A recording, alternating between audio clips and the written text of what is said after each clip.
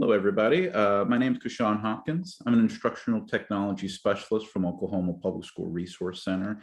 And today I'm very happy to revisit Book Creator, a fantastic tool for literacy and for creating books.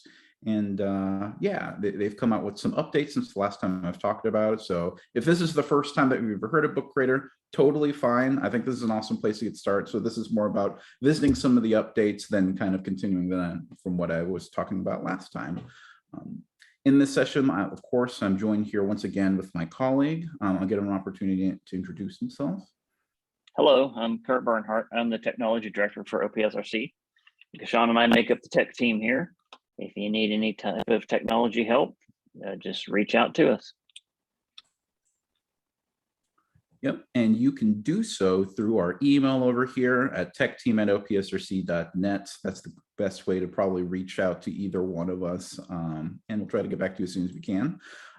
In this live session over here, if you want to join us on the slides, I'm going to get a copy of that link right over here. I highly recommend that you grab it because there's all sorts of resources in them. As usual with all of my tech talks, we have the slides with relevant resources for whatever tool I happen to be talking about. So if you want it, I'm going to read this off since it's case sensitive. It's going to be lowercase t period ly/7/8 lowercase a uppercase f. Or if you're watching through the recording, you can also do so through opsrc.net/TechTalks. You're just visiting that page for just a moment because I do think it's worth our time to take a look. We have our upcoming Tech Talks doing a focus on literacy for this set that we're doing. So we got EduBlogs, Teaching Books, Story Jumper, ReadWorks in the pipeline for that. I have a suggestion button over here. So if you have any tech topics or tools that you want to see on these future Tech Talks, I would love to get some ideas from that.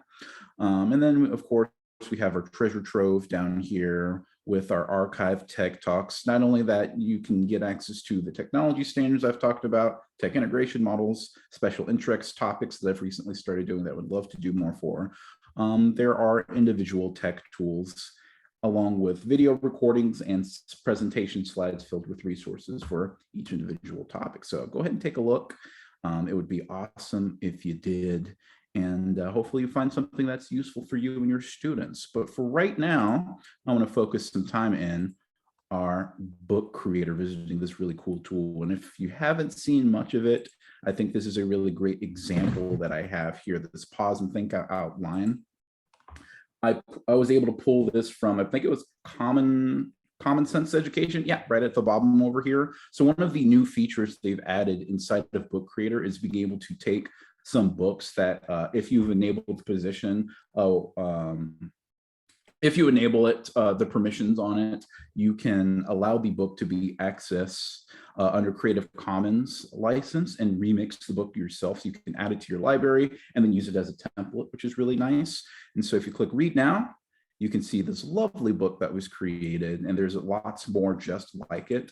If I like the book on the top right-hand corner, I can click on remix and then pull it into my library, or I can click read on me, which has always been there, and it's a fantastic tool for accessibility if you need the book read to the person. So I think, I don't know if maybe I'm gonna restart my share real quick to make sure that I have sound going on here so you can hear a little bit of the read here.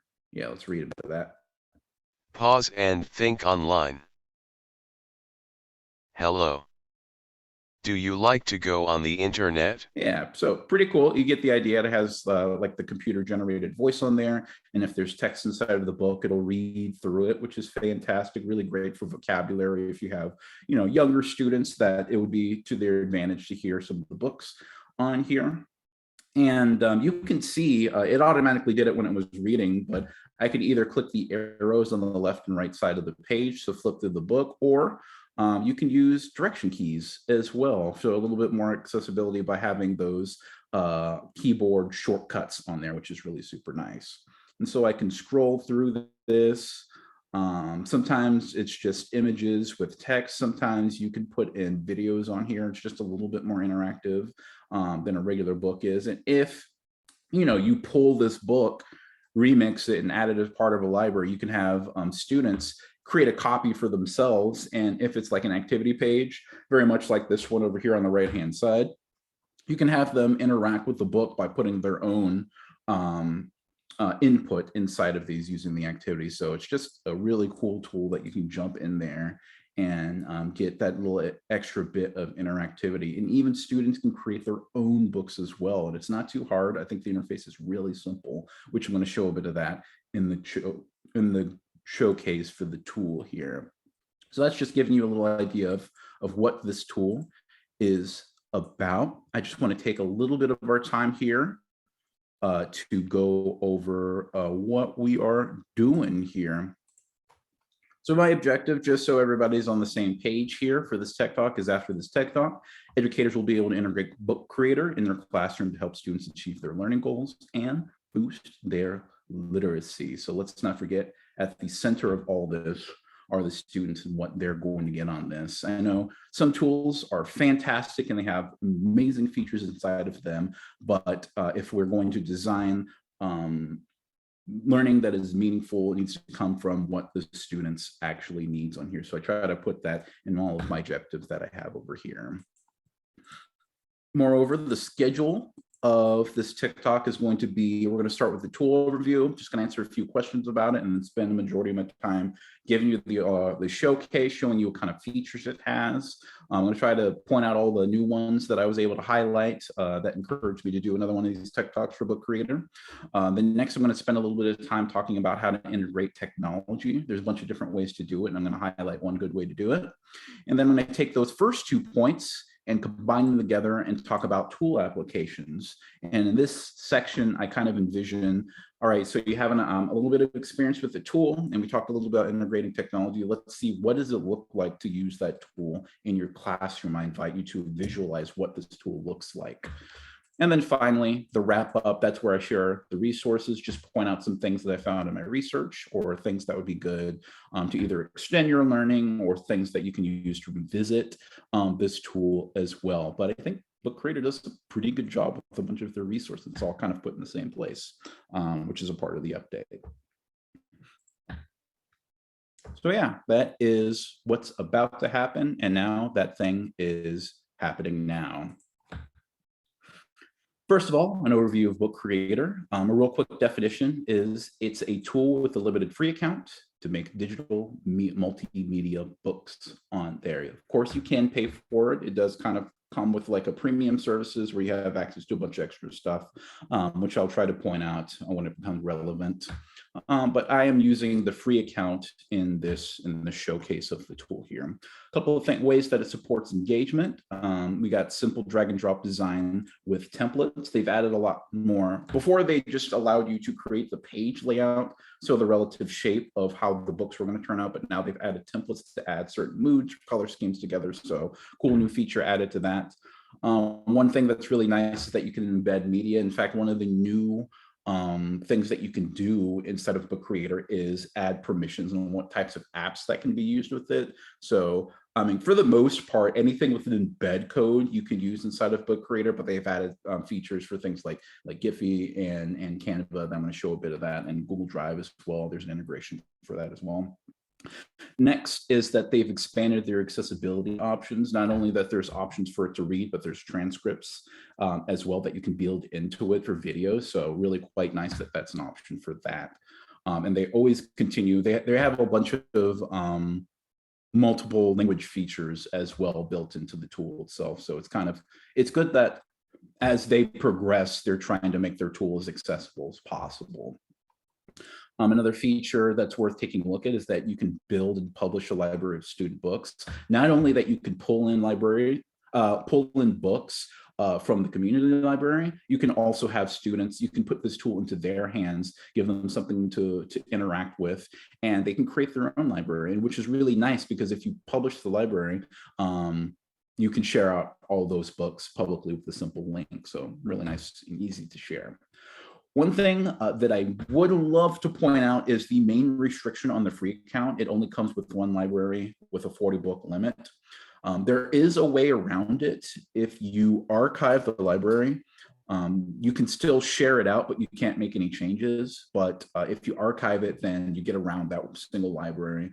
limits. So just keep in mind, if you do the book as like sort of a project with all of your students and then you archive it, then you can create a new library, and you can do that as many times as you like.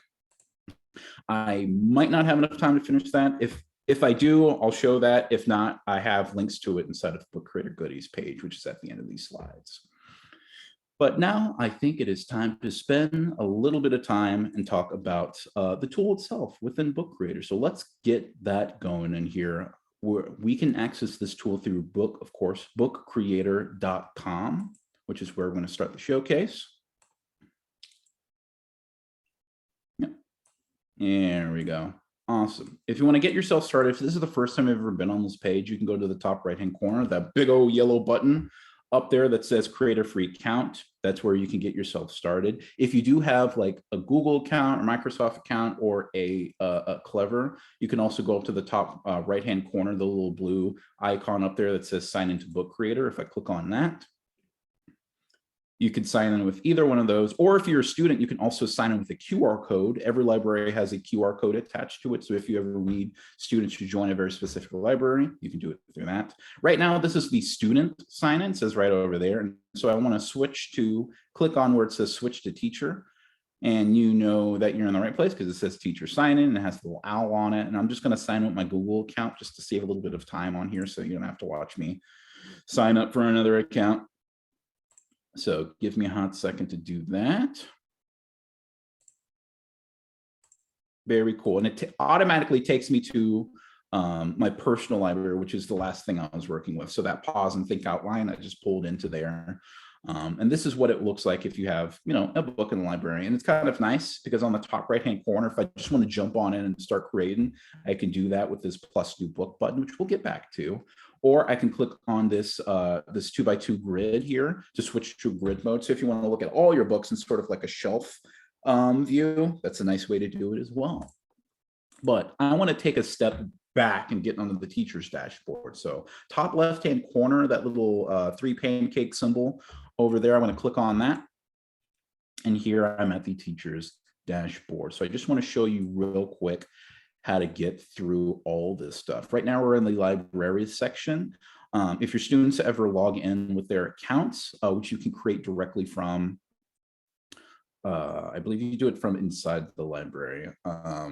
Yeah, then they will either need a code or they need a link attached to whatever account that they have. And if you need to get plugged into someone else's library, you can scroll down to the bottom, click on where it says join a library and use the code that's over here, and it should show up, and those libraries should show up in your library section there. On here, you can see where it says my books. This is just my private collection on here. Doesn't count for that extra library that I was talking about that you could share with your students on here. This is just if you find a book that you like and you want to add in here, and maybe you want to display it and read it through as a class or something like that, you could do it through here. Moreover, if you're ready to create a library, you can do so by clicking on create a new library, which we'll do in a little bit. But before I jump into that, I do want to highlight the tabs on the top left-hand corner of the page here. We're going to go through them just real quick from left to right. First is the Discover tab, which is where you can have access to a bunch of books here. We have tons of examples. There are sorted by grade. So we got kindergarten, elementary, middle school, and high school. And a lot of these, if you can click on them, you can click Read Now, and it lets you jump in there and start reading the book or get a bunch of ideas from it as well. So real easy to just jump in there and start looking at these books. You can also scroll down. There's a section specifically for teachers on there. So if you need some tips, they have a bunch of stuff from digital citizenship, social emotional learning. We have even things specifically for formative assessment using Book Creator for that. And we have examples by subject. So tons of resources that you can pull from this. They even have sections at the very top. If you just click on books to remix, they have a whole section dedicated to books that you can pull into your library and use as templates. So definitely explore that one right at the top, right in the middle, prime real estate location for that.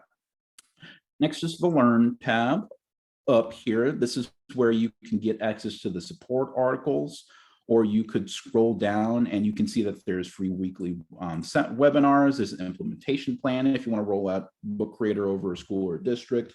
And there's also a PD presentation template on there if you want to train other people how to use Book Creator on that. So quite nice that all of that stuff is available. The next tab is the certification tab, which is a little class to become a certified author. It's real easy. It's self-paced. You just basically watch all of these videos on here, take a quiz, and bing, bang, boom, you're level 1 accredited certified author, and you get that nice little Book Creator icon. You can put it as part of your signatures on that. And then finally, the last tab is apps. So these are integrated apps already built in, ready to use, ripped and ready to go. You might have to go through a login process for them, like, for example, do the Canva part on this one, but you can turn these apps on the first row on and off. So anybody going through your library or accessing it through your account can use any one of these tools on there. It's quite nice, real easy to enable. All you have to do is when you use it for the first time, do have to log in for things like Google Drive and Canva, but I believe Giphy and Bitmoji work quite nicely on there. Now, notice that there is a little premium tag on the bottom row business we got going there. So a little bit of those restrictions, just pointing that out on the free account. So I don't have access to those, unfortunately. But there's lots of other apps that you have access to. Like I said before, if you want to, I don't know, pull in a YouTube video, something like that, that has an embed code attached to it. You just copy that code and dump them in the little embed code space, and then you're off to the races. But enough about apps. Let's talk about the book itself. There's tons of features inside of that I would love to point out. So let's go top left-hand corner. I'm going to click on the very first tab, which is libraries. Next, I'm going to go click on that big old tempting yellow button that says create a new library. And then next, let's drop a little name on there because I'm unimaginative. I'm going to call it TechTalks. Also, because, you know, this is not the first time I've done this. There are some restrictions that you can put on here. By default, this is usually pretty good, but just to read it off top to the bottom, on the top, it says allow image search. So something that you can have students do is look through material that's Creative Commons licensed to be able to pull in. And one really nice thing that they've added a part of that image search is that it will automatically have the accreditations attached to it. They just have to turn it on. And I'll show you how to do that in a sec. Next are restrictions for the students themselves, what they can get into. Can the students edit their own books? Can they read each other's books? And can they publish their own books online? The last one is not automatically turned on by default, but if you do want them to have that permission to create the book and then share it with a bunch of people, that's fine. If you just want to keep all their books in-house, that's cool too. This is pretty much fine on default, I think, if you want to give this tool, put this tool in your students' hands.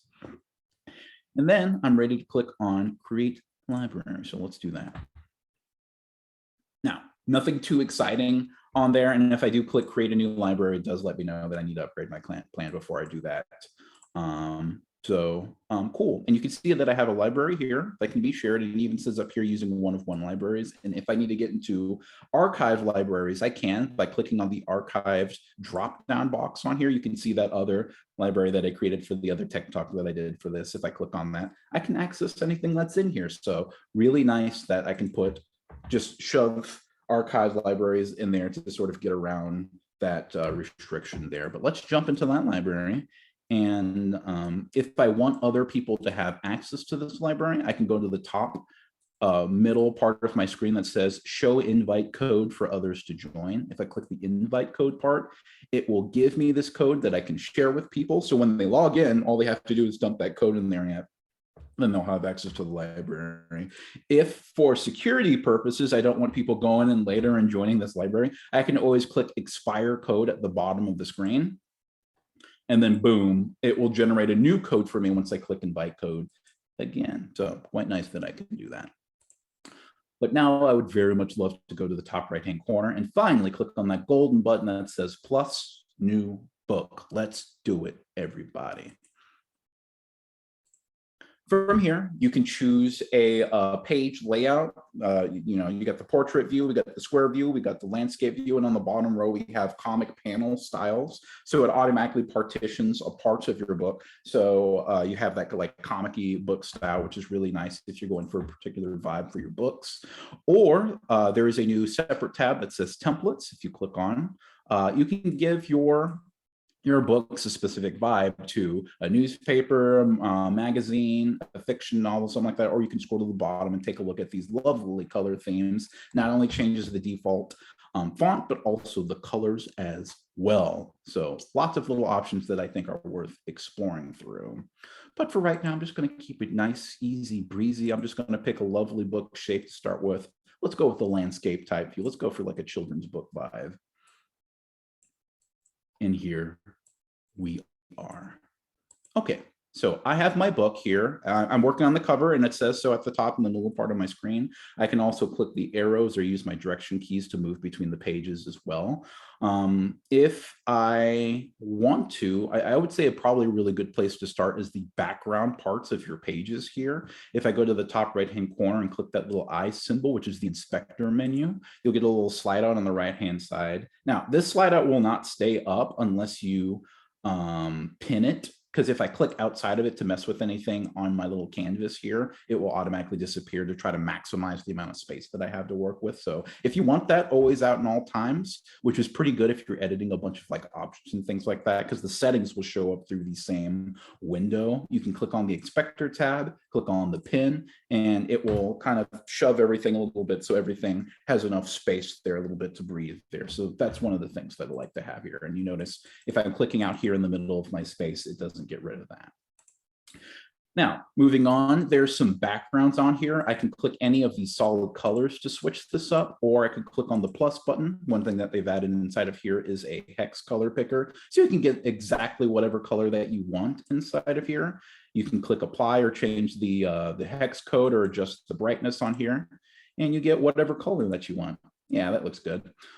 If you scroll down a little bit on the page settings, you have a bunch of other categories for different types of backgrounds, from the comic book, like action style, which looks really good and stylized, to actual paper. So if you want people to work on grids, advanced grids, lines for drawing, practicing letters and things like that, to the dots for drawing, to sheet music paper on here. So quite nice that they have those options. We have things with borders on them. We have things with just lovely textured patterns, even this lovely Starry Night situation we got going on here. I'm going to keep that all the way down to just regular textures. So loads of options that you can take advantage of for the background.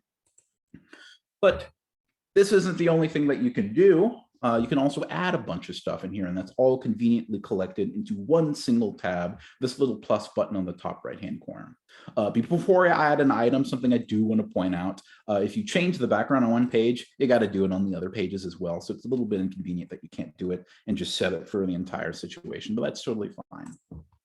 Gives options to kind of switch things up a little bit there, the way I see it. So top right-hand corner, and click the plus symbol, and you have a bunch of options. Let's go through them real quick. We have the images button. You can either choose to search for an image. So let's go for I don't know, cats. Let's do cats this time. No, let's up. Oh, they already did kittens for me. Great. No, I like this little group picture situation I got going on here. So I can collect these pictures, and all these come from Pixelbay. So all of them have an attribution to them, and you can see when you click on the image itself, bottom left-hand corner, it says image found from such and such. So it already has the attribution on them, which is really quite nice, because if I add this image in here, it will dump it out into my space and treat it like an object. And one nice kind of thing that you could do with this is if you click on an object, you can adjust the settings on the right-hand side here. Hello, are you there? I don't know. All right, pretend there's a picture right there. I guess my internet is messing up right now or something. You do have your settings on the right-hand side. You can add alternative text for accessibility for screen readers. You can add hyperlinks in there as a part of any object, which is great because then you can create your own buttons on the fly. You can even click add attribution to page on here, and it will spit out a little text box with the attribution on there. So really quite nice that it has that. A little weird that the image hasn't shown up, but let's try to add our own images on here. I'm going to cut off my window.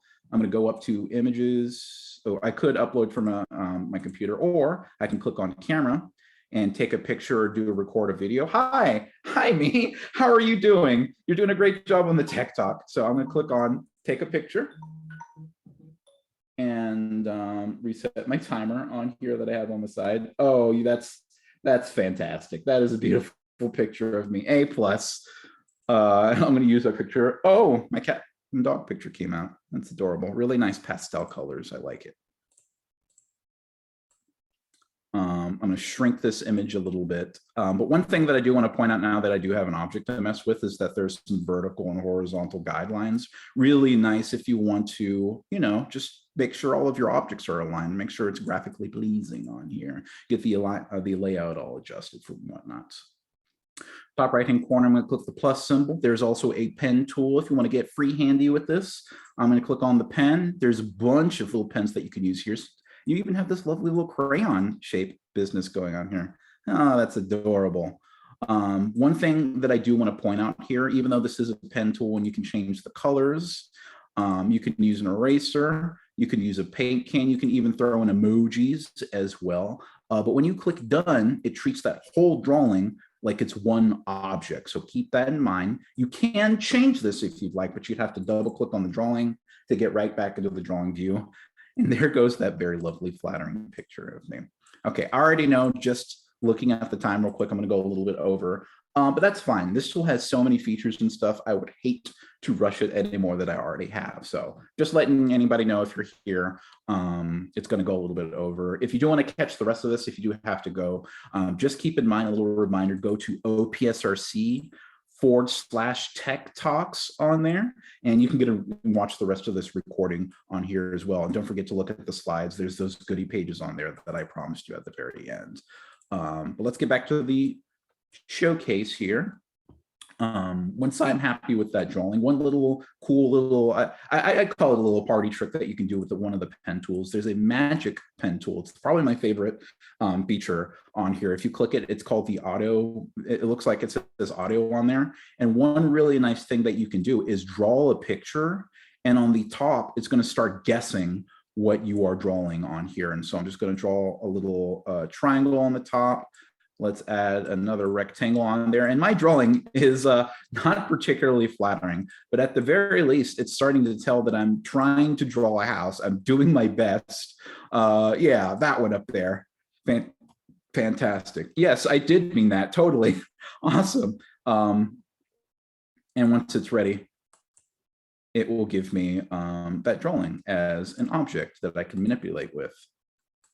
Cool. Awesome. So really cool. That is just a fun tool. Like if you have your students work with this tool and you want them to play around with it and kind of figure the ins and outs and whatnots, have them play with the magic tool and see what they can come up with.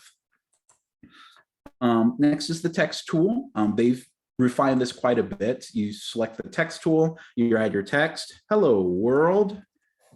You could do the basic stuff like bold, underline, italicize, and add links in there. But one really nice tool for this is that it has a speech to text portion to it. So I'm going to click on this little mic symbol here on the top right-hand corner of my text box.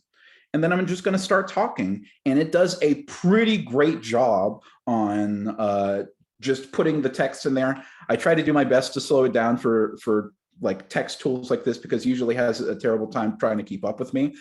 Sometimes I just talk a little fast. That's just kind of the way that I do. But when I slow it down, it's going to pick it up quite nicely. I think there's a way to do punctuation, period. Yeah, there's a way to do it. So exclamation point, just put all that stuff in there and it'll figure it out for you, comma, semicolon. All right, great. Oh no, okay, whatever. I'm gonna stop it and then press done. And then I have some lovely text in there. And if I want to adjust parts of the text, so this is something that they've added a little bit more robustness to, I can click on the text box. Oh, my thing's closed. Okay, I clicked on the text box, and on the right-hand side, you can do things like change the font, tons of options for that, adjust the size, change the color, add a shadow, lock it in, all sorts of options that you can mess with there.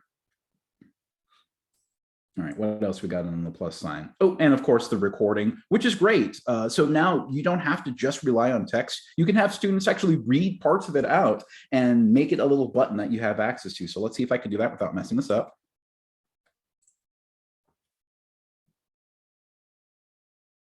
Hello, my name is Kashawn Hopkins. I'm an instructional trainer from Oklahoma Public School Resource Center. And I say that opening a lot because it's just really easy for me. Stop.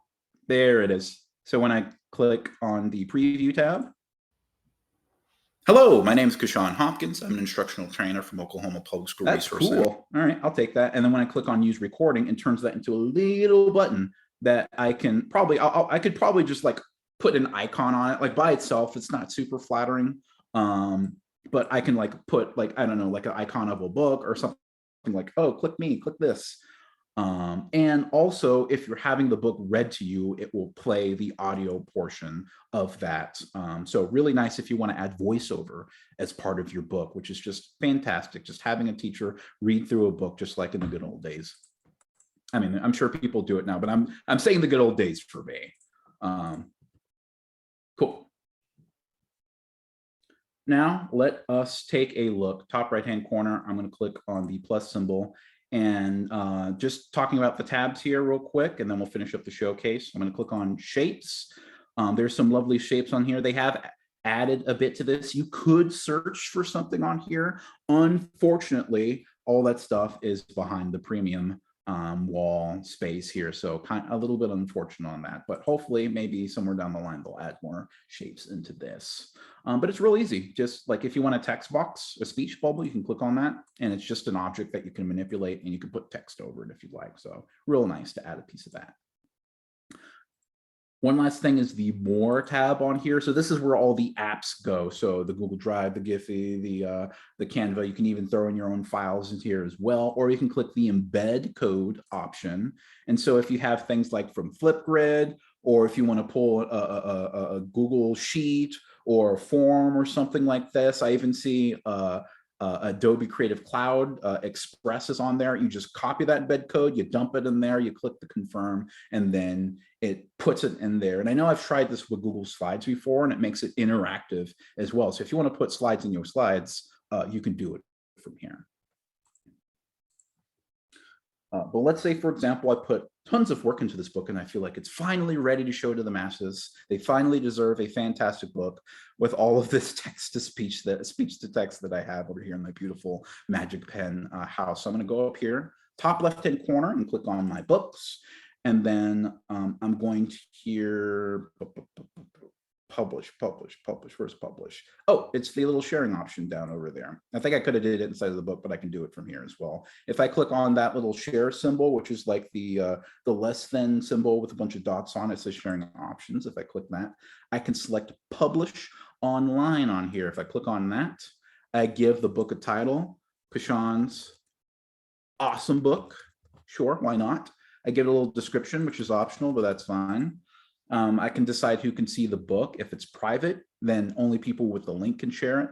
Or you can make it public. It can make it searchable. So you could Google your book and then they can find it. But private is probably fine. And do I allow remixes? Which if you do allow remixes, if someone's watching your book and they're like, hey, this is really great, I can pull this into my class. You can put it down under Creative Commons CC BY 3.0 license, which allows sharing on there. And they have to attribute you on that book. So really nice if they want to do that. Real easy. You just click on and then click publish online. And then it says it's published. It gives you a specific link, which you can click copy link and you can share it to your heart's content. It's fantastic. There's even analytics options, which is a part of the premium account business on there, but allows you to see who's reading your book. So it keeps a little count, which is really great. And that is, yeah, how to jump into this book. There's so much more that you can jump into to creating student accounts, sharing full libraries and all that, but I think I will save that for another time. How I want to use the rest of my time here is, first of all, if you stay here or if you're listening to me and you're watching this recording, wherever you're getting this content at, big, huge thank you for doing that. I hope this tool stands out to you, or it's a tool that you feel like you need to share with your colleagues. I highly recommend that you do. And if you want to ever have a conversation about any of this stuff or like how to implement it, I would love to have it, which I'm going to take just a little bit of your time to do. So real quick, a question that I think anyone should grapple with when it comes to introducing a technology tool in their classroom is the question, how do I integrate this in a meaningful way? And so there's tons of ways that you can answer that question. One way that I'm going to recommend is the technology integration matrix. It's basically, you take 5 different characteristics of learning environment to take a look at, to really put under the microscope and put some thought through on what this tool would look like through either one of these characteristics. And then there's 5 levels of technology integration that you can either see where you're at and start from, and then work your way up to. So the characteristics are these lovely 5 here: active, collaborative, constructive, authentic, and goal-directed. Because of time, I'm just going to focus on one. The active characteristic, possibly the easiest characteristic to do, probably the one that gives you a lot of bang for your buck at the get-go. So the idea behind the active characteristic is students are engaged using a technology as a tool. They're not just simply passively receiving information or content, whatever subject, whatever you happen to be trying to teach the students, whatever their learning goals happen to be. It's not just being dumped on there. It's something that they're being an active participant as part of the process in here. And so I'm going to take this one characteristic, and you can do this with the other ones as well. Start from the very beginning. And then sort of work your way on what would this tool look like if I'm trying to progress through the different levels of just it becoming more integrated and more impactful for my students on here. So the first step would be the entry level of technology integration, which is characterized by passive use. So sometimes you just have to introduce students to the tool to get them acquainted with what the tool is about and how it can be used. So in a case like this, I would say find some books that you think are going to be interesting as a part of Book Creator. Have students go through and, just get information from the books, have the book being read to them, have them look through, turn the pages, do a couple of activities in there. And I think that's a good way for students to at least be introduced to the tool. But once you feel like they've gotten comfortable, put the tool in their hands. I think it's going to be the most impactful once they have that active participation on that. And that's called the adoption phase. So in the adoption phase, that's characterized by procedural use of the tool, meaning all of those different things I showed you, like adding text, putting media in it, adding a transcript. I didn't get a chance to show you that, but that's also a cool feature as well.